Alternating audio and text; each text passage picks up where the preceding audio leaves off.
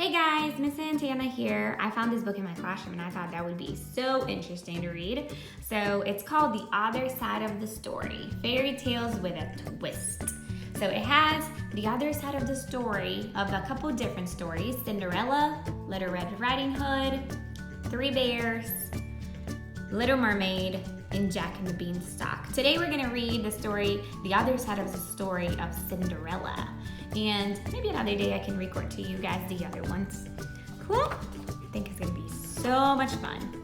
The Other Side of the Story, Fairy Tales with a Full Twist. Here is a table of contents where we see all the different chapters in this book. Today we're gonna go to page 6 and read about Cinderella. The name of our chapter is Seriously, Cinderella is so annoying.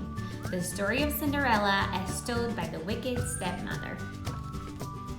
And the author of this story is Trisha Speed, and the illustrator is Gerald Gerlides, maybe. Seriously, Cinderella is so annoying. The story of Cinderella as told by the wicked stepmother. There she is. So it's her who's telling her story today. You must have heard of me, the wicked stepmother? Not true. It's just another one of Cinderella's wild stories. Not as wild as the one about the pumpkin and the fairy godmother. The real story, the true story, began with some chatter and some dust.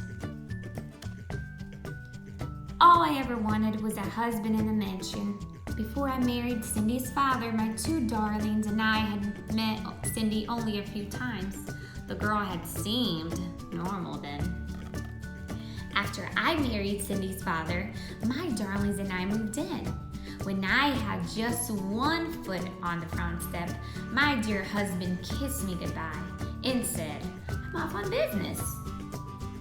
"He leaves often," Cindy said, "but the animals stay put. They talk, they joke, they sing, they even help out, especially the bluebirds." Look at their faces. They look like scared and angry at the same time. And here's the dad saying goodbye, and there's Cinderella playing with a bird. Now, I don't mind a story, but I like facts, not fiction. Soon, the girl was talking all kinds of hokey pokey. "Once upon a time," Cindy said, "one of the bluebirds became blue. Not the color, the feeling. His friend had flown south. My darlings and I were stuck near the front door. I just wanted to put away my bags, and that's when I saw it. Dust." "Dear, is this whole house this dusty?" I asked. "I don't know," Cindy said. "I'll give you a tour." Good. Oh man, look at those spider webs all over the place. There she is, giving you a tour. Oh no, there's mice under the furniture. There's animals all over the place. There's spider webs. Let's see. In the dining room, Cindy told stories. In the study, Cindy told stories, non-stop. "Girls," I said, "time to get to work. This place needs a good cleaning." "Once upon a time when I was cleaning," Cindy started. Oh boy. Cindy mopped the floor, but she finished so fast, my darlings had barely started. "Did you know robins and sparrows are my friends?" she said, "but the sparrows don't like the robins. Silly creatures. Once upon a time, one of the robins..." "Cindy dear," I said, "why don't you go and wash the clothes now, But Cindy washed them so fast. How on earth did she do it? I had to find another chore for her just to keep her busy. "If there's one thing squirrels love, it's washing clothes," Cindy said. "The rats, though, would rather iron. You know, one day Squirrels and rats doing laundry? Quit telling such foolish stories," I said. Here's Cinderella. Here's the rats.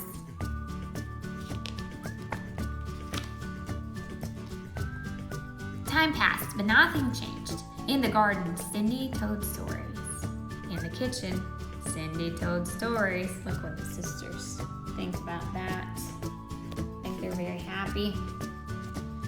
At dinner, I couldn't hear myself think. Dear, please, I said, stop talking. But Cindy didn't stop. Look at them, they're tired. One day, a letter arrived. It was an invitation to the king's ball. The prince would surely fall in love with one of my darlings. Then they would marry, live in a beautiful castle, and one day be king and queen of all the land. Oh, stepmother, I have to go too, said Cindy. Once upon a time, a girl and a prince.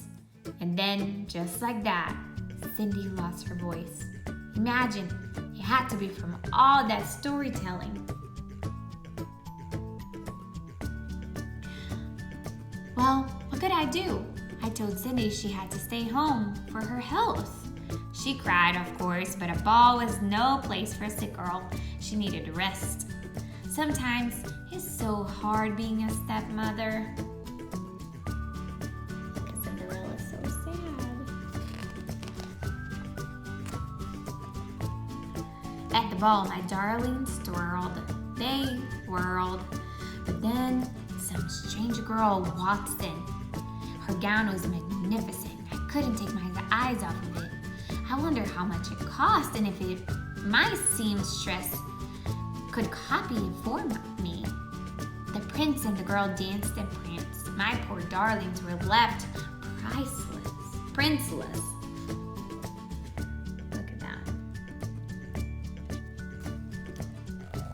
There was one of the sisters, I think, right? She's upset on the side. There's the girl she's talking about in the beautiful dress.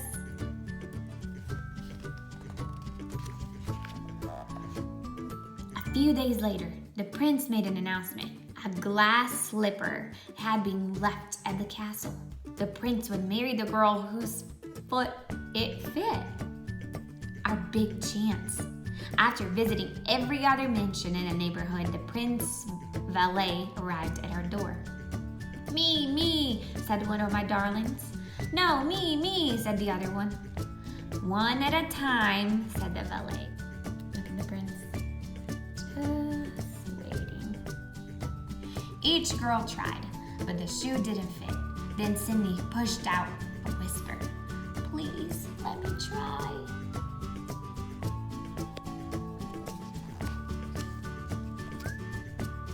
The shoe fit. Cindy pulled the match out of her pocket. What? My darlings cried. Cindy pushed out another whisper. She said something about pumpkin coach and mice that turned into horses. She even added a fairy godmother. Please, there's no such thing. But I still don't know where she got those shoes. What do you think? Where do you think she got her shoes? A few days later, the prince married Cindy. Poor man, he had no idea what he was getting himself into, but we lived happily ever after.